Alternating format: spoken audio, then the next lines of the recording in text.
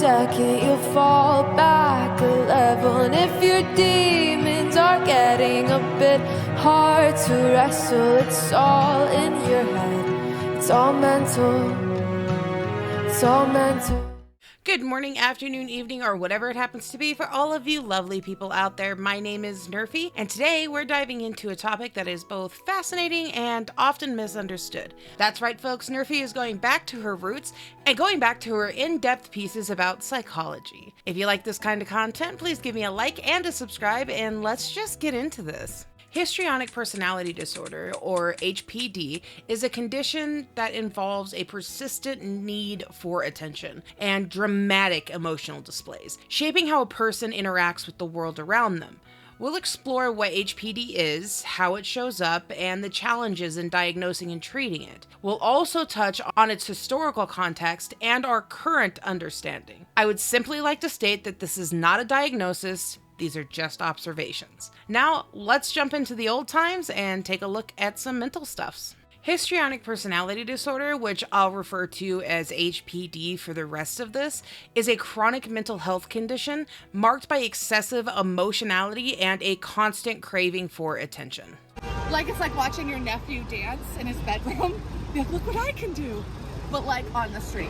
Now, occasionally you'll get a crew that's like really good. But most of the time, that's not the case.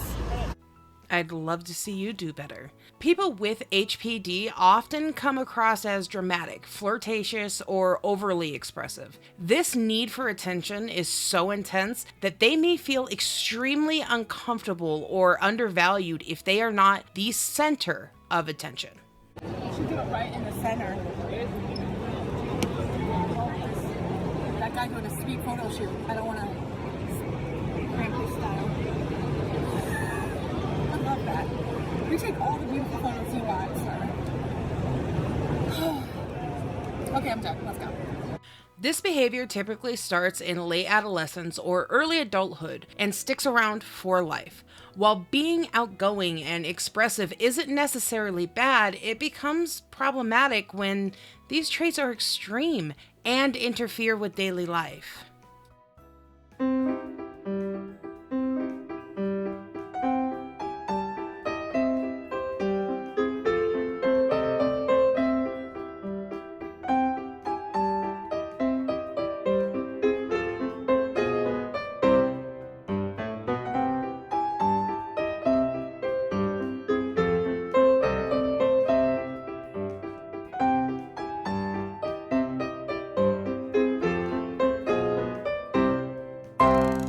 You know, like dancing on camera for no reason, or lying on camera to make sure that you're always the center of attention. Anyway, let's go with another example. Someone with HPD might dress provocatively or use their appearance to draw attention, and their emotions might appear exaggerated or even insincere.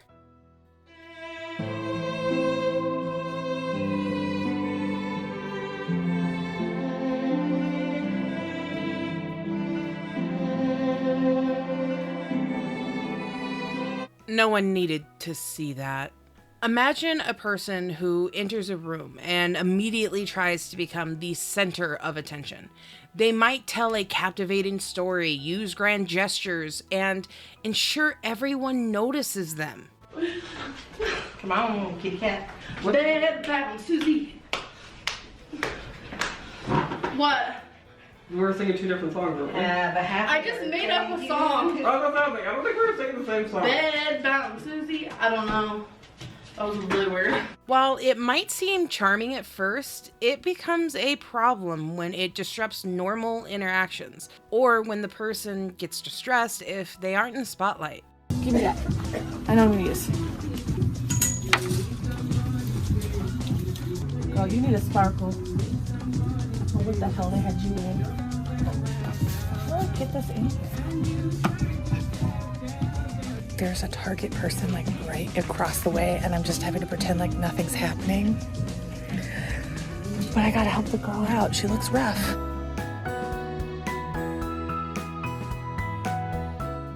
Let's talk about specific signs and symptoms of HPD. To be diagnosed with HPD, a person must show a pattern of excessive emotionality and attention-seeking behavior in various situations. Some key symptoms include discomfort when not the center of attention.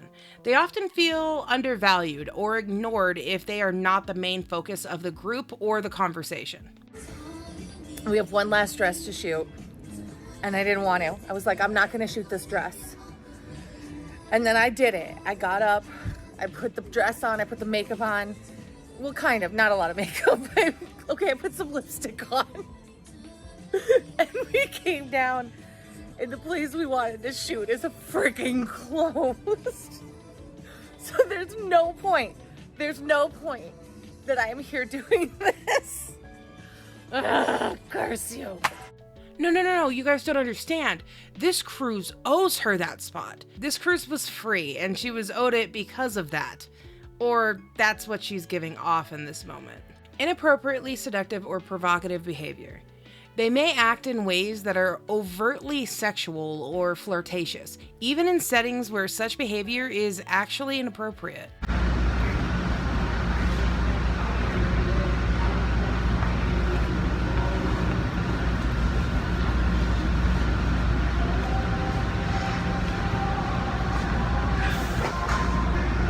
Now, in private, this kind of behavior might be funny between a couple like Destiny and Amber, but in public, on camera, it is inappropriate and overtly sexual. Not to mention, nobody needs to see that. Rapidly shifting and shallow emotion. Their emotional expressions can change quickly and often seem exaggerated or shallow to others. That's literally what people do. That's what they've done my whole freaking YouTube career. And for these people to act like they care about me now, yes, I know there are thousands of you who love me and support me and want to see me happy, and I appreciate those messages. Like, you guys have no idea, like, I feel it. But all of these people who act like they care about me and they're worried about me, bull. Like, you guys have never wanted to see me happy. There are so many of you who love to see me miserable, and you're getting that. You won again. You literally won again. What's happening is not okay. Thank you so much, Amber, for this. This is the perfect example, and I'm really glad that I grabbed it before it gets taken down inevitably. She goes from happy to sad to angry to happy to sad to angry, with the only emotion partially believable being angry. Use of physical appearance to draw attention. They may go to great lengths with their appearance, wearing flashy clothing or an unusual hairstyle to stand out in a crowd. Okay, so this has gotten worse. So I have an idea. There's a sports top underneath this. And since I cut all the tags out, this is what you learn as a messy person.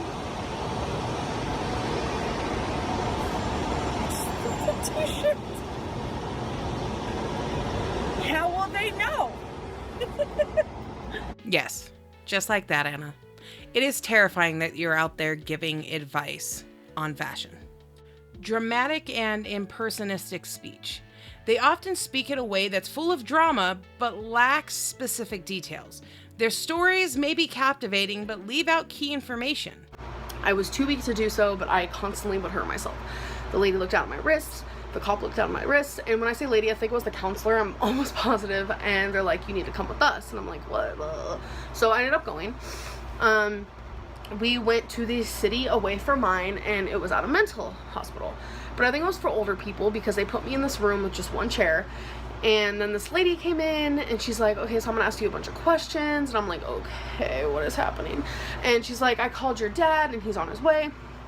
And I was figuring he was gonna come get me. So she asked me a bunch of questions. I lied about everything. Like, I was trying to seem like the happiest person in the freaking world, but I knew it was coming off as fake as fuck. See, exactly like this. While her story is very dramatic and gives you some details, it doesn't give you the specific details of what happened. Just the grandiose version. I love that her lies are not even researched in any way. Exaggerated expression of emotion. They may cry loudly, laugh excessively, or show other exaggerated emotional responses. Didn't even get the right. I don't think you guys know how hard that was for me. And I'm like, I don't know whether to cry or laugh because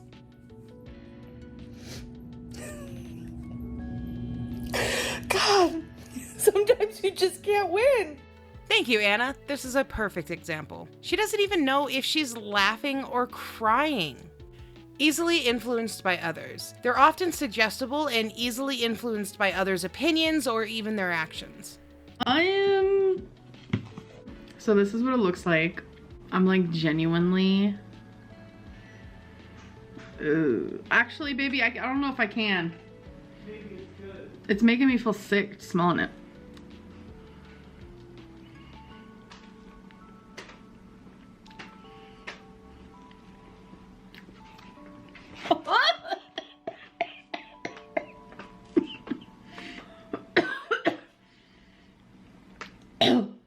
I just almost puked.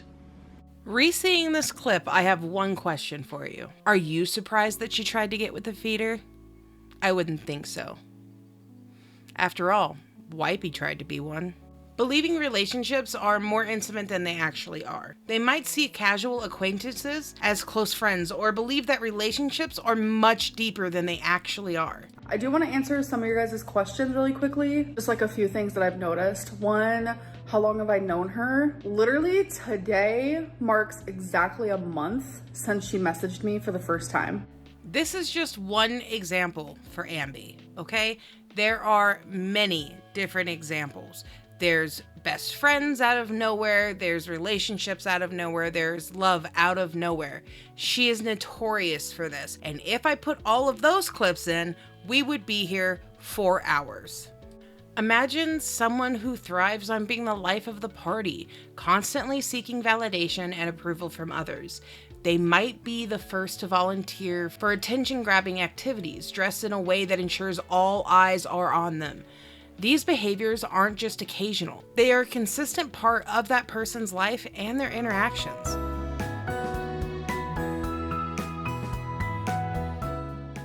The concept of histrionic behaviors has roots that go back centuries. In ancient Greek and Roman times, individuals displaying excessive theatricality and emotional expression were often labeled as hysterical. This term, derived from the Greek word hysteria, meaning uterus, was originally thought to describe a condition exclusive to women, believed to be caused by disturbances in the uterus. Fast forward to the late 19th century, and Sigmund Freud's psychoanalytical theories brought new attention to these behaviors. Freud associated hysteria with unconscious psychological processes and internal conflicts, often linked with unresolved sexual issues.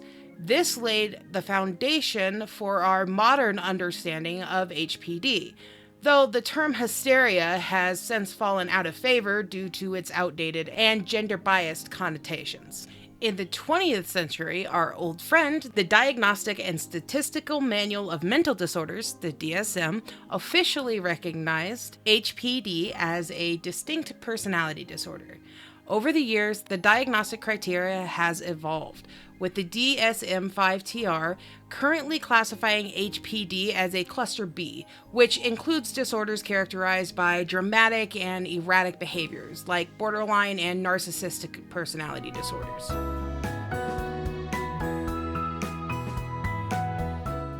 The exact cause of HPD aren't fully understood, but it's likely a mix of genetic, environmental, and psychological factors.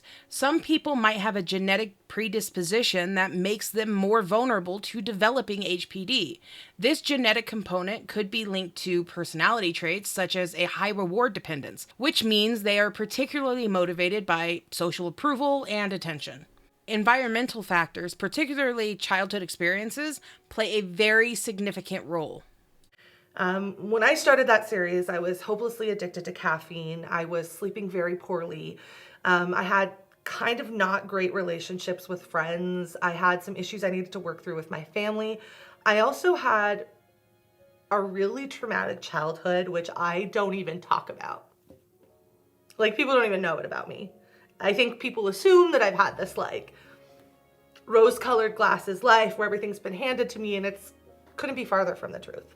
For instance, children who experience inconsistent parenting where affection and attention are given unpredictably may develop a heightened need for attention and approval. Traumatic experiences such as abuse or neglect, especially sexual abuse, are often significant risk factors.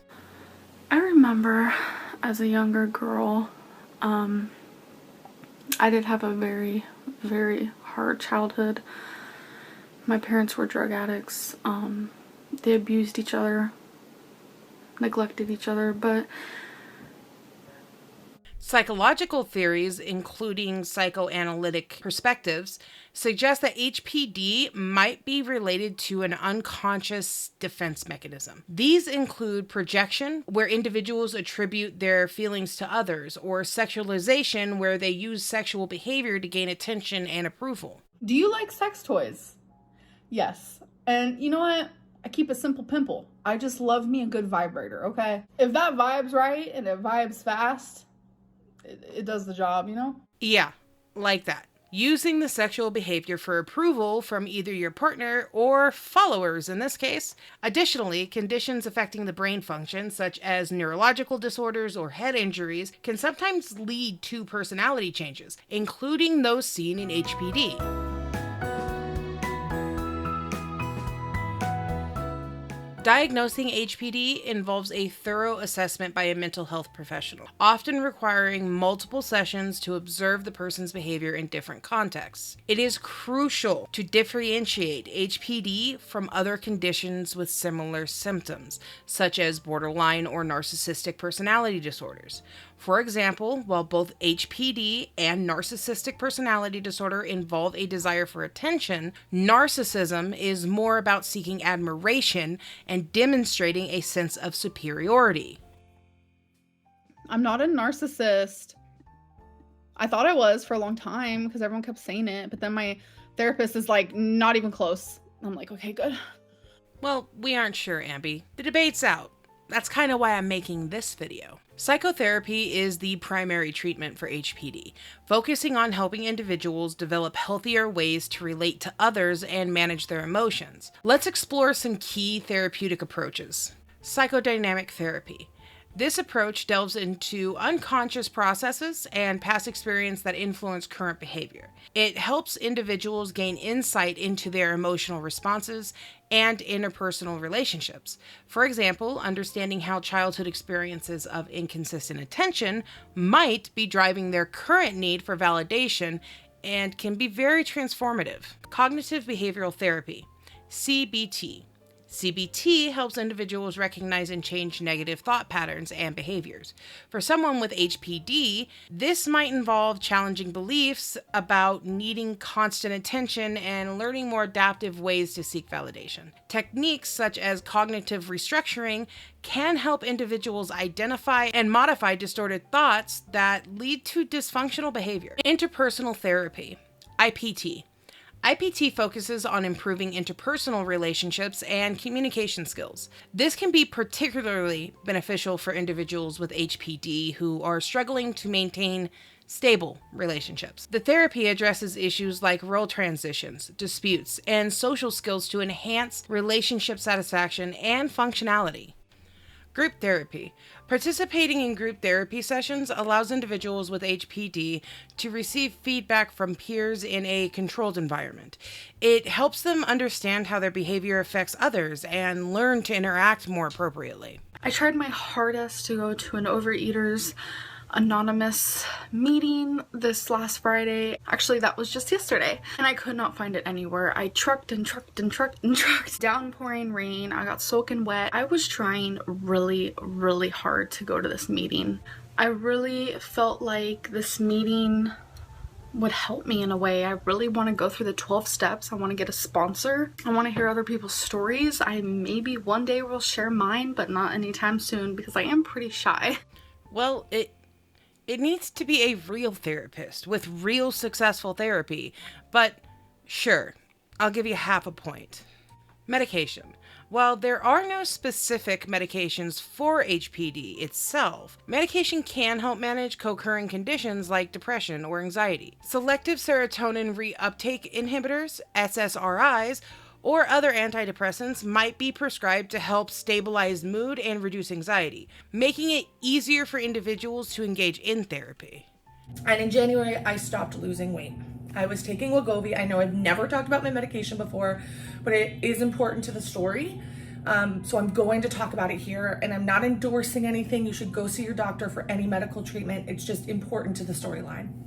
We all know she is not talking about mental health medications, but I felt it's important because this means she would struggle and fight with her mental health help as well. I don't know Anna as well as I know Amber, but I do know behavior, and she would resist any medication to make herself look better to her audience and would not take medication that would alter her behavior. But that's just my take.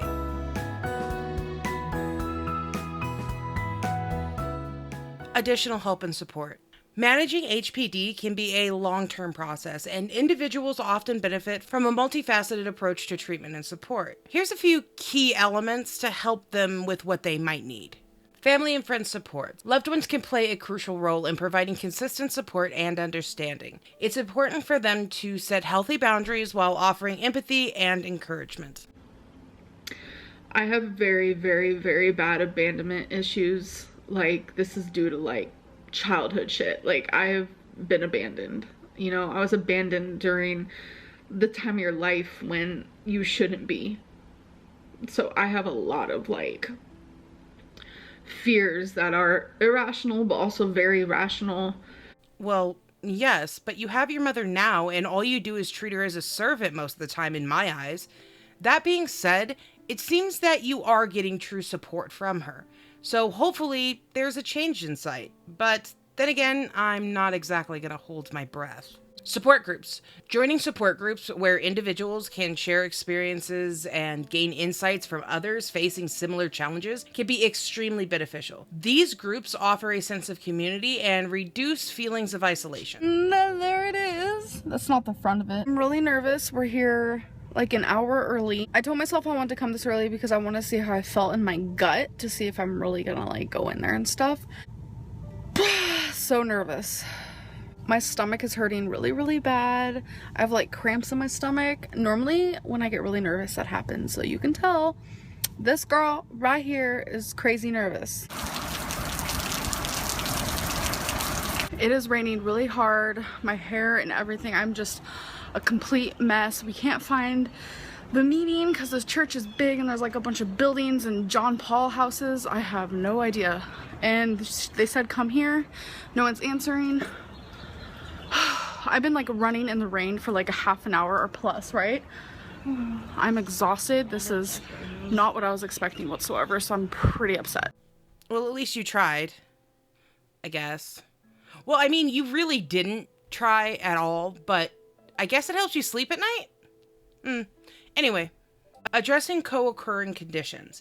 Many individuals with HPD also struggle with other mental health issues such as depression, anxiety, or substance abuse.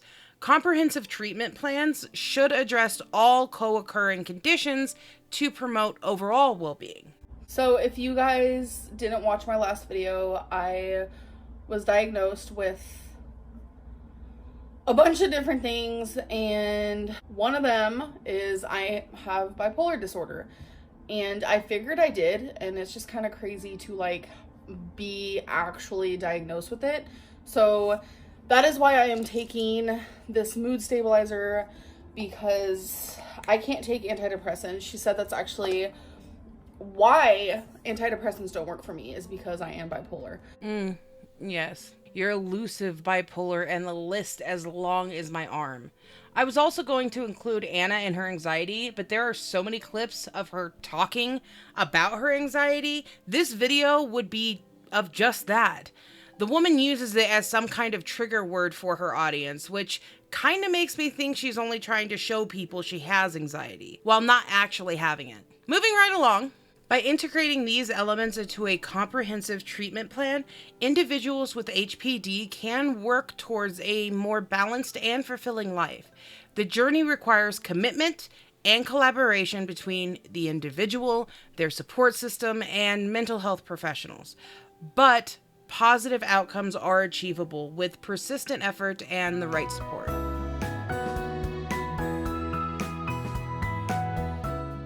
Gender plays a very significant role in the diagnosis of HPD. This disorder is diagnosed more frequently in women, which might be influenced by societal norms or expectations regarding emotional expressiveness and sexual behavior. Women who display behaviors associated with HPD, such as being overly emotional or flirtatious, may be more likely to be labeled with this disorder compared to men exhibiting similar behaviors. This potential gender bias underscores the importance of considering cultural and societal factors in diagnosing personality disorders. Clinicians must be careful to tell the difference between behaviors that are socially influenced and those that are pathological. Overdiagnosis in women and underdiagnosis in men are real concerns that need to be addressed to ensure accurate and fair treatment.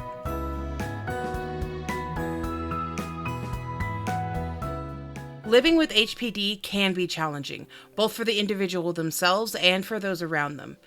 The disorder is usually lifelong, and without treatment, the symptoms can lead to complications like substance abuse, difficulty in maintaining relationships, and trouble at work. Oh, this is the email of one of my subscribers trying to get me fired. I need to share that in a vlog. I'm keeping that close to heart. Close to my heart. Because that's hood rat. Yes, much like that. They exhibit these behaviors, but usually they are not on the internet where people can report said behaviors and try and protect people. People with HPD often struggle with feelings of emptiness and frustration, especially when they don't receive the attention that they're craving. I don't think any of them knew how depressed I was except for probably my best friend. But it was pretty bad. The prognosis for HPD varies. While the disorder is considered lifelong, therapy can help individuals manage their symptoms and improve their quality of life.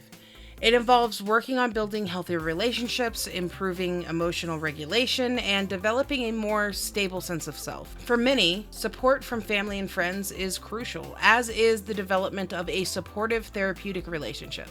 Ultimately, with the right support and intervention, individuals with HPD can learn to navigate their emotional and interpersonal challenges more effectively, leading to a more fulfilling and stable life.